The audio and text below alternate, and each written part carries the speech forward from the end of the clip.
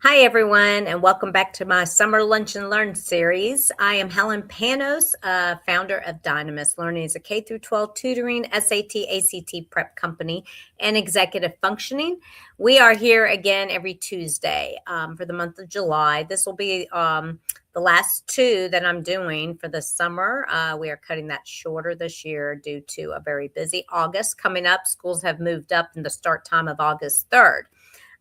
So in the metro Atlanta area. Some, of course, in other states are doing it later. Private schools are about a week behind your public school systems in Atlanta. So the first 30 days is the key to student success, and that's what we're going to be talking about today. As we head into a new school year, I want to share something that may surprise you. The first 30 days of school often sets the tone for the entire year, not even the entire semester, the entire year. It's much easier to build good habits from day one than it is to fix bad habits in, let's say, October or November. Then you're cutting it really short, and it's past the 9-week report cards, and it gets harder to try to capture and get a child caught up. So whether your child is in kindergarten or high school, the first few weeks of the school year are about creating routines, confidence, and momentum. Again, creating routines, confidence, and momentum.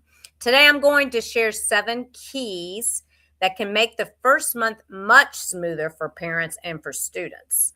And we're going to run through these in about 7 minutes, not to keep you very long. So I want you to listen out for these completely. And if you can, listen to the replay so you listen again if you don't catch something. So key number 1, establish the routines immediately. Children thrive on predictability. I don't care the age, especially the younger ones. Predictability. If you have a child that's ADHD, predictability. Instead of waiting until the school year starts, figuring out everything, later, like we run on the seat of our pants, so to speak, begin practicing your bedtime routines, your morning routines, your backpack preparation, your lunch packing, the homework time, all of that ahead of time. The less your child has to think about when to do something, the more brain power they're going to have for learning. And then they don't go in rushed at the beginning of their school day as well, feeling all anxious. So it kind of removes this anxiety somewhat, and for you. So consistency is more important than perfection. Key number 2, don't wait for missing work to occur. One missing assignment can quickly become 3, 5, 8, 10. Go into the habit of checking the parent portal. Teacher communication is important. Planners are important. And let me add about planners. Digital planners are not for everyone. I still to this day have a thing I write in. I also use a digital planner.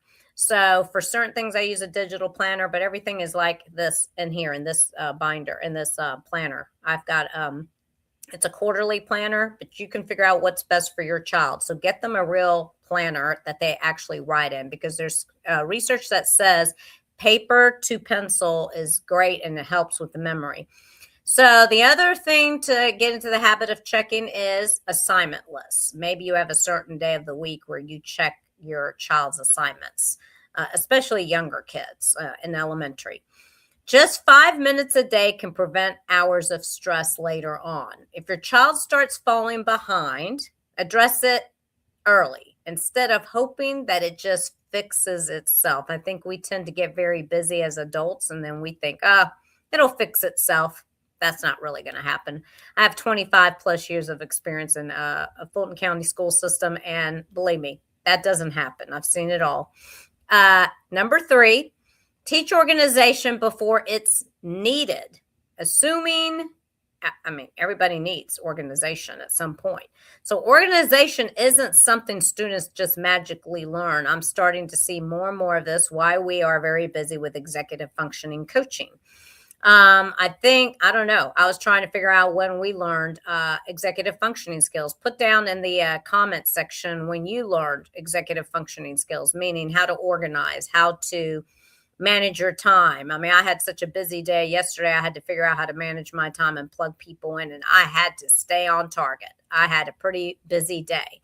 So kids have these kind of days too. So we need to make sure we're teaching them and showing them how to manage their time. So help your child, for instance, clean out backpacks weekly. Take a look at it, set a specific day you're going to do that. Keep folders organized. Have a dedicated homework space. It could be a red folder. There's a lot of different techniques and strategies to that. Charging devices every night. Where would they put them? They should put them in the same place and charge them. It's got to be a habit, or they're not going to remember to do it, folks. Let's just be honest. We do the same thing. If I don't have a routine, I'm not going to remember to charge my phone. And sometimes I fall asleep and I'm like, I just forgot to plug in my phone. So small habits prevent big problems. Number 4, Keaton is number 4. Focus on progress and not perfection. I think some parents think perfection is the answer. No, it's progress. The beginning of the school year is a big adjustment, especially when you're going from 5th to 6th grade, 8th to 9th grade. Senior year's a whole other story. Got a lot of stuff going on senior year you have to keep up with. Parents too, and that schedule. So they may be, it may be forgotten homework that you're looking at. Maybe, you may get tears. There may be frustration going on. That's normal. Celebrate the effort, though. I noticed you got started without being reminded. Praise them about that. Great job remembering your folder. I mean, I was just tutoring a little 5-year-old a few minutes ago before I jumped on here while I was a tad late. And I mean, I was praising him every time he was doing something great, and you could just see him light up. So confidence grows from recognizing progress. Key number 5, encourage independence. As parents, we naturally want to help, of course, but ask yourself, is this something my child can do independently with a little bit of coaching? Allow them to pack their backpack after you've shown it to them several times. Let them check their assignments. Let them email their teachers after a while, especially kids as they get older in middle school and high school.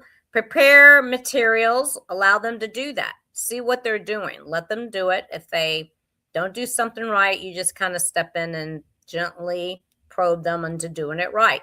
The goal isn't raising students who depend on us. It's raising students who become confident problem solvers. Key number 6, communicate early with teachers, folks. Teachers appreciate that proactive communication. I know I did. If your child has ADHD, anxiety, dyslexia, executive function challenges, a 504 plan, or an IEP, and you know this, I can tell you need to reach out early. I always knew which parents they were that were like reaching out before I could even start setting up my 504 meetings. They were going to make sure I knew their child had one, and I had all the 504s, but still, they were being proactive. Building a partnership now makes future conversations much easier.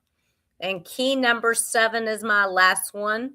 Watch for early warning signs. The first month tells you a whole lot. It really does. And teachers are very busy. They have a lot of kids in a classroom. I know as a teacher, I would pick up on certain kids and what they're doing, because usually those just kind of stand out. They're a little different. So pay attention if your child is doing any of these things. Frequently forgets assignments, takes hours to complete their homework, avoids school altogether, or they're yawning, or I was watching this child just now yawning when I had him doing something that was uncomfortable. Seems overwhelmed every day. Your child may seem overwhelmed almost every day already. Has increasing frustration or anxiety. I remember we got a call the 3rd day of school last year. It was about Spanish. Parent immediately knew this child is struggling big time. 3rd day of school. He pulled out an A or a B, I believe, his senior year in the Spanish class. So he had a tutor all year long. And he stayed on track. Mom is busy working, and so is dad. So they need somebody that can be accountable to that child every time. These aren't reasons, though, to panic if they can't do all these things I just mentioned. They are signals for your child that your child may need additional support. The earlier you intervene, the easier it is to help. I can tell you the parents that are intervening early are being very proactive and on this. They do not wait for things to somehow miraculously fix themselves. The earlier you intervene, the easier it is for us to help or any other outside source that you need. So remember, success during the first 30 days isn't about perfect grades, folks. It's about building habits. That's called executive functioning.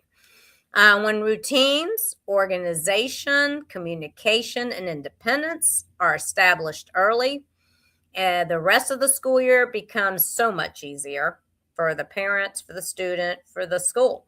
If you're already seeing your child struggle with organization, you already know this about them, motivation, homework, study skills, you've been noticing it, executive functioning, or a particular subject, there could be gaps, don't wait until the report cards come home. That 4.5-week report card is a little bit a strange one because unless they've had one test in there, and even if they have had one test and they didn't do well, it can really pull down their grades. So parents tend to get alarmed in the first 4.5 weeks. But that is a warning sign to pay attention to. Why did they not do well in that first test? So early support can make all the difference. Thank you so much for joining me today. If you find this helpful, please share it. Follow Dynamis Learning for more practical strategies to help students build confidence and achieve academic success, because we have a blog about momentum equaling confidence and making its way toward confidence so that kids can be confident in what they're doing. I have a SMART goal planner that I'd like to share with you all. It is going to be I'll include it in the comment section or up at the top of this. But if you'd like to schedule a call with me, you can go through my Dynamis Learning Academy website and go to contact, click there and type in that box, which you need. It'll come to me, or text me at 770-282-9931. I can't believe school is getting ready to start in less than, I don't know, like 10 days. So I'd love to hear from you. What's your family's biggest challenge during the first month of school? Type it in the comments section after you listen to this. Let's help each other make this the best school year yet.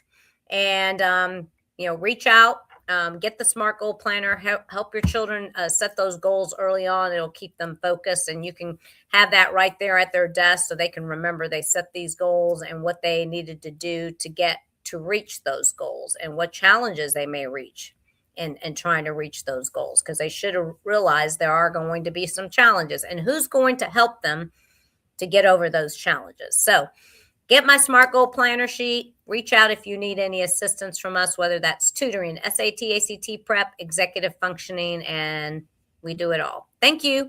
Next week, I'm going to have a guest with me, Alexa Walker. She's terrific. You won't want to miss this. She's going to be talking about parenting under pressure, understanding your nervous system. So come be here with us at 12 noon live next Tuesday. All right, guys, have a great rest of your week. Bye for now.